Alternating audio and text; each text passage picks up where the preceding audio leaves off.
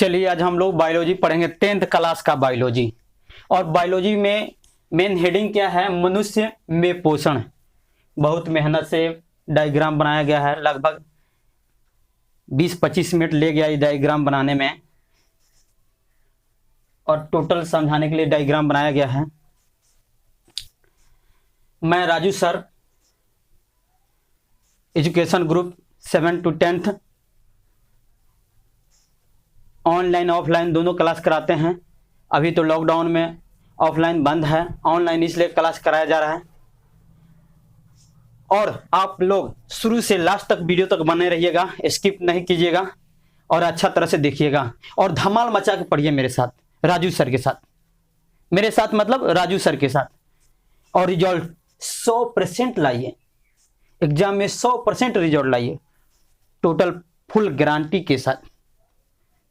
चलिए हम लोग चलते हैं, पॉइंट पे बात करेंगे। और ज्यादा से ज्यादा लाइक कीजिए, सब्सक्राइब कीजिए और शेयर भी वीडियो की कीजिए।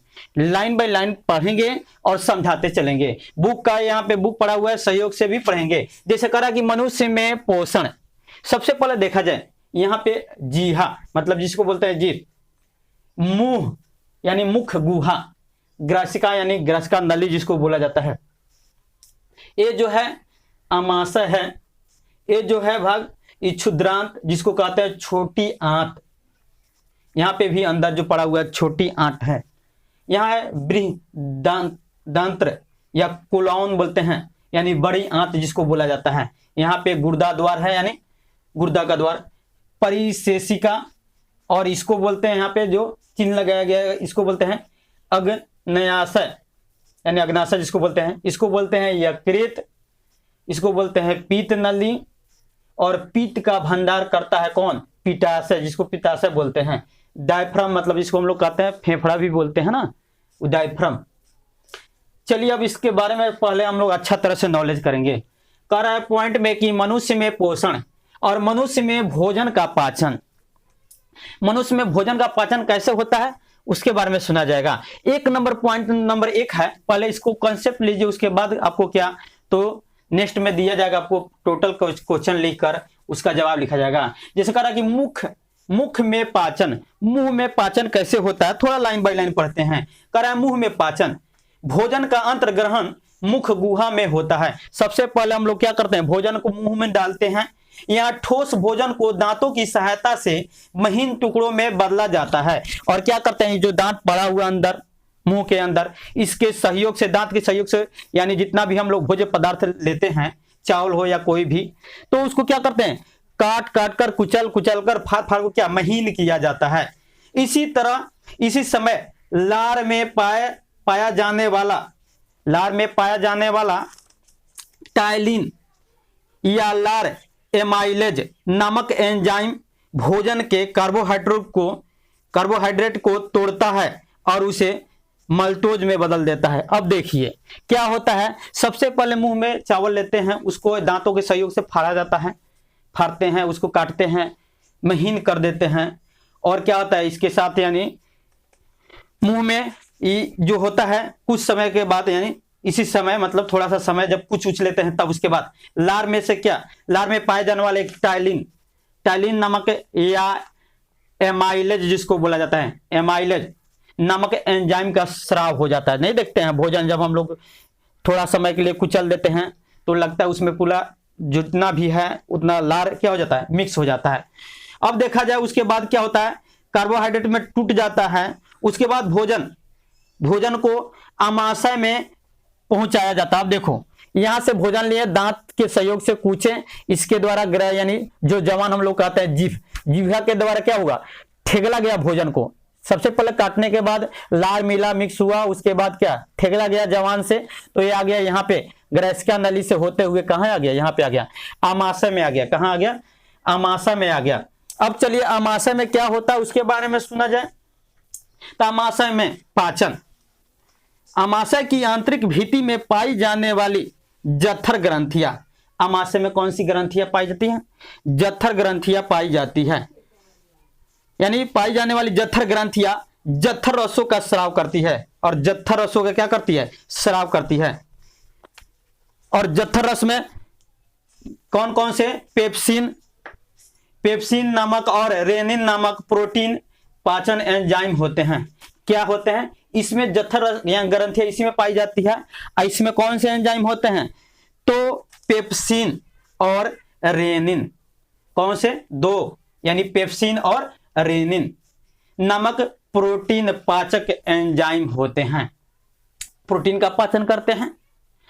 आगे क्या दिया हुआ है कि रेनिन दूध की प्रोटीन को पचाता है। रेनिन का काम क्या है? इसमें देखो पेप्सिन और रेनिन दोनों पाया जाता है, लेकिन इसमें जो तुम्हारा रेनिन जो है, रेनिन जो है किसको पचाता है? तो दूध को पचाता है, या दूध में जो प्रोटीन होता है उसी का पाचन करता है। यानी हम लोग आमाशय में पाचन के बारे में पढ़ रहे हैं। अतः यह केवल बच्चों में पाया जाता है। और रेनिन वाला बात होता है, किसका बात होता है? रेनिन एंजाइम किस में पाया जाता है? तो छोटे बच्चों में पाया जाता है। क्यों? तो दूध में उपस्थित प्रोटीन को पचाने के काम वही करता है। आगे लाइन सुना जाए।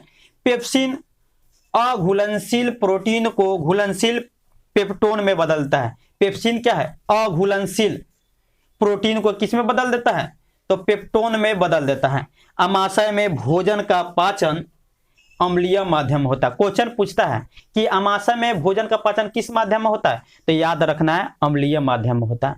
आमाशय में भोजन का पाचन किस माध्यम में होता है?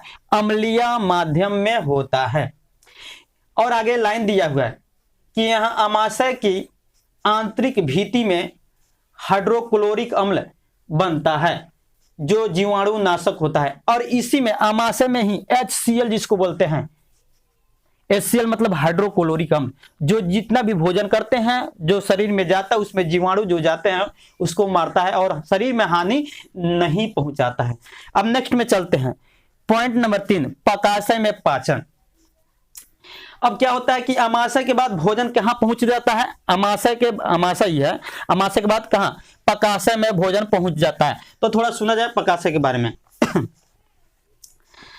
पकाशय या ग्रहणी में पहुंचता है जहां क्षारीय माध्यम में पाचन क्रिया होती है। अब देखो पकाशय में भोजन का पाचन किस माध्यम में होता है? तो क्षारीय माध्यम में होता है। किस माध्यम में? क्षारीय माध्यम में होता है। आगे लाइन सुना जाए। वस्तुतः पकाशय भी क्षुद्रांत का ही अगला भाग होता है। ये जो क्षुद्रांत के बारे में बताया ना, इसका अगला भाग होता है, क्षुद्रांत का अगला भाग होता है। पित्ताशय से निकलकर पित्त कहां से निकलता है? पित्ताशय से निकलकर पित्त नामक जीवाणु नाशक क्षारीय द्रव पक्वाशय में भोजन से मिलकर उसे क्षारीय बनाता है। अब देखा जाए यहाँ पे क्या हो गया, वहां पे था अम्लीय माध्यम में था, पकाशय में क्या हो गया? पक्वाशय में हो गया, क्षारीय माध्यम में हो गया। और पित्ताशय से पित्त रस क्या होता है? यानी निकलता है। यानी पित्ताशय से निकलकर पित्त नामक जीवाणु नाशक क्षारीय द्रव पक्वाशय में भोजन से मिलकर उसे क्षारीय बनाता है। आगे लाइन सुना जाए। और वसा का पायसीकरण करता है। वसा के कणों का सरलीकरण ही पायसीकरण कहलाता है। इसके बारे में डिफिनेशन भी दिया जाएगा, बाद में डिफिनेशन देंगे, नेक्स्ट में क्वेश्चन आंसर लिखवाया जाएगा। तो इसके उपरांत अग्न्यशयिक रस भोजन से मिलता है। इसमें एमाइलेज, ट्रिप्सिन, लाइपेज नामक एंजाइम पाए जाते हैं। एमाइलेज बची हुई शर्करा को मल्टोज में बदल देता है। ट्रिप्सिन पेप्टोन को पेप्टाइज में बदलता है। अब यहाँ देखा जाए, यहाँ पे बहुत से अम्ल पाए जाते, यानी जितना भी एंजाइम पाए जाते हैं, देखिए कौन कौन सा एंजाइम पाए जाते हैं इसमें पकाशय में, तो बताया ना, एमाइलेज, दूसरा ट्रिप्सिन, तीसरा लाइपेज। हर का अलग अलग काम है। अब देखिए आगे कर छोटी आंत, वहां से भोजन क्या होता है? ट्रांसफर होकर आगे बढ़ता है, छोटी आंत या क्षुद्रांत में पहुंचता है। तो वहां पे क्या होता है सुना जाए। छोटी आंत या क्षुद्रांत के पश्चात भाग में भोजन का पाचन और अवशोषण के बारे में सुना जाए। इसके बाद छोटी आंत में पहुंचता है भोजन, किसके बाद? पकाशय के बाद। यहाँ छोटी आंत की गति के कारण अधपचा भोजन लेई के रूप में परिवर्तित हो जाता है। कहाँ लेई के रूप में परिवर्तित हो जाता है? छोटी आंत में जो भोजन है लेई के रूप में परिवर्तित हो जाता है। छोटी आंत की आंतरिक भित्ति पर असंख्य उंगलियों जैसे उभार होते हैं। और बताया ना, उंगली के जैसा क्या उभार दिखाई दे रहा ना छोटी आंत में, तो उंगली के जैसा क्या उभार होते हैं, जिन्हें रसांकुर कहते हैं। और जो उंगली के समान दिखाई देते छोटी आंत में, वो क्या होते हैं? तो क्या कहलाते हैं? तो रसांकुर कहलाते हैं। आगे दिया है, या दीर्घरोम भी कहते हैं उसको। दीर्घरोम क्षुद्रांत में अवशोषण के सतही क्षेत्रफल को बढ़ा देते हैं। क्या है? तो दीर्घरोम है, क्या है? क्षुद्रांत के अवशोषण के सतही क्षेत्रफल को क्या कर देता है? बढ़ा देता है। आगे बात करते हैं, रसांकुरों के बीच में अंत्रीय ग्रंथियां होती है जो पाचक रसों का स्राव करती है। छोटी आंत में अंतःभित्ति की पेशियां विशेष गति करती हैं, जिससे भोजन आगे की ओर खिसकता है। अब सुना जाए भोजन कैसे, इसमें छोटी आंत में से खिसक रहा है आगे की तरफ। इस प्रकार की गति क्या कहलाता है? इस प्रकार की गति जो है क्रमानुकुंचन कहलाते हैं। तो सुना जाए इसमें कौन कौन से भी एंजाइम होते हैं?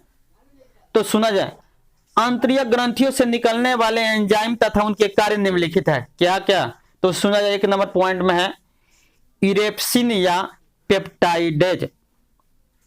इसका काम क्या है? यह पेप्टोन एवं पेप्टाइड को अमीनो अम्ल में बदलता है। कौन? इरेप्सिन या पेप्टाइड जो होते हैं, पेप्टोन या एवं पेप्टाइड को अमीनो अम्ल में बदल देता है। आगे दिया है दूसरा जो है एंजाइम, नाम है क्या? माल्टेज।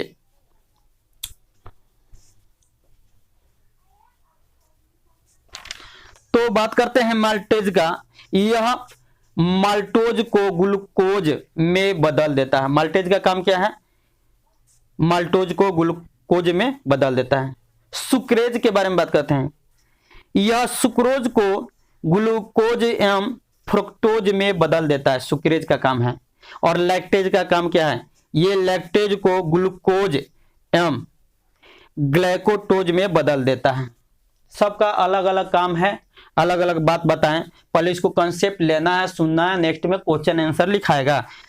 ठीक है, इसको थोड़ा पहले टोटल वीडियो को चलाकर सुनिएगा, समझिएगा क्या क्या बात कहा गया। इसमें बहुत सा ऑब्जेक्टिव क्वेश्चन छुपा हुआ है। आगे पढ़ते हैं। थोड़ा कह रहा है कि इसी प्रकार छोटी आंत में पाचन क्रिया पूरी हो जाती है। और क्या हो गया? इतना एंजाइम था, जो अंतरीय ग्रंथियों से निकलने वाला एंजाइम था, किसमें? छोटी आंत में पाया जाने वाला जो ग्रंथि था उसी से निकल रहा था। पाचन को पूर्ण कर देता है इसी में। पाचन के फलस्वरूप कार्बोहाइड्रेट का ग्लूकोज में कॉमा, अब पाचन के बाद क्या होता है? कार्बोहाइड्रेट किस में बदल जाता है? ग्लूकोज में। प्रोटीन का अमीनो अम्ल में। और प्रोटीन किस में बदल जाता है पाचन के बाद? अमीनो अम्ल में।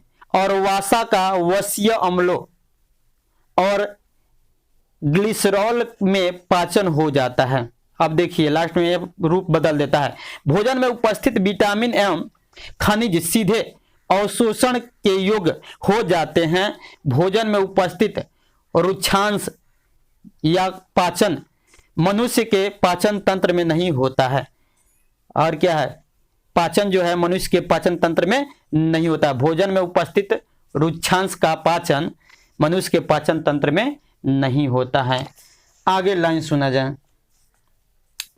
अब क्या है? तो रुक्षांश प्रधानतः सेल्यूलोज से बने हुए रेशे होते हैं। अब बात कहा कि रुक्षांश किससे बने होते हैं? तो सेल्यूलोज से बने होते हैं। आगे दिया जो मलतो उत्सर्जन या मलो उत्सर्जन जिसको बोलते हैं, मल मतलब समझते हैं मल के बारे में। मलो उत्सर्जन, मल का निकलना बाहर, मलो उत्सर्जन में सहायक होते हैं। पचे हुए भोजन के कण दीर्घरोम में उपस्थित या स्थित रक्त कोशिकाओं के रक्त में विसरित हो जाते हैं और रक्त के साथ पूरे शरीर में फैल जाते हैं। जब पाचन हो जाता है तो क्या जो बचता है पूरे शरीर में रक्त के साथ फैल जाते हैं।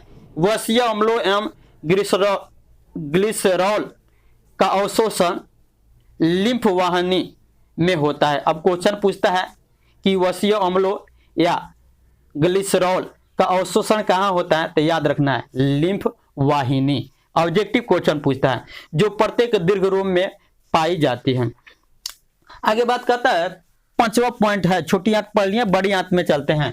तो बड़ी आंत में जल का अवशोषण और अन्न पचे भोजन का बहिष्करण, और बहुत सा भोजन नहीं पच पाता है उसका बहिष्करण कैसे होता है, बड़ी आंत में समझा जाएगा। बड़ी आंत का इधर फोटो बना हुआ है, देख लीजिएगा, जिसको बृहदांत्र कहते हैं या कोलाउन कहते हैं। ये मोटा वाला जो दिख रहा है ना नीचे लटका हुआ ये, ठीक है, और ये छोटी आंत यानी क्षुद्रांत इसको बोलते हैं, ये अंदर वाला उंगली नुमा यही चित्र है। आगे पढ़ाते हैं।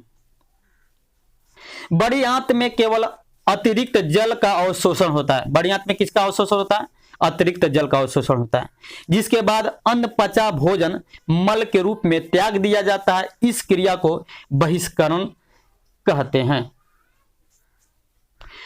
चलिए अब देख लिया जाए डायग्राम। पहले इसका टोटल यानी मनुष्य में पाचन किस प्रकार होता है क्वेश्चन पूछता है, हमेशा VVI क्वेश्चन है बायोलॉजी का, तो एक टोटल पॉइंट लिखेंगे, इसके बारे में भी लिखा जाएगा। अब कहता है क्वेश्चन में कहता है कि मनुष्य के आहार नाल का सचित्र वर्णन करें। मनुष्य के आहार नाल का सचित्र वर्णन करें, तो यही फिगर बनाना है। पहले अच्छा तरह से देख लीजिए कैसे कैसे आहार नाल है, यानी पाचन की क्रिया के बारे में इसमें दिया हुआ है, या टोटल या मनुष्य में पोषण के बारे में दिया हुआ है। आहार नाल के संबंधित पूछता है, अगर सचित्र वर्णन करे या फोटो बनाने के लिए कहता है तो ऐसा ही फोटो हम लोग बनाएंगे।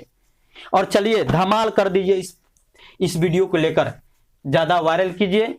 आपको पहले कंसेप्ट दी जाएगी, उसके बाद टोटल क्वेश्चन आंसर लिखवाया जाएगा A to Z, ठीक है। यानी राजू सर के साथ बने रहिए, हमेशा आपको अच्छे से अच्छे कंटेंट दिए जाएंगे, ठीक है। ऑल सब्जेक्ट क्लास 8 से लेकर क्लास 12 तक। चलिए वीडियो को ज्यादा से ज्यादा लाइक कीजिए, शेयर कीजिए और सब्सक्राइब भी कीजिए, घंटी को बजाइए। चलिए नेक्स्ट वीडियो में फिर मिलते हैं।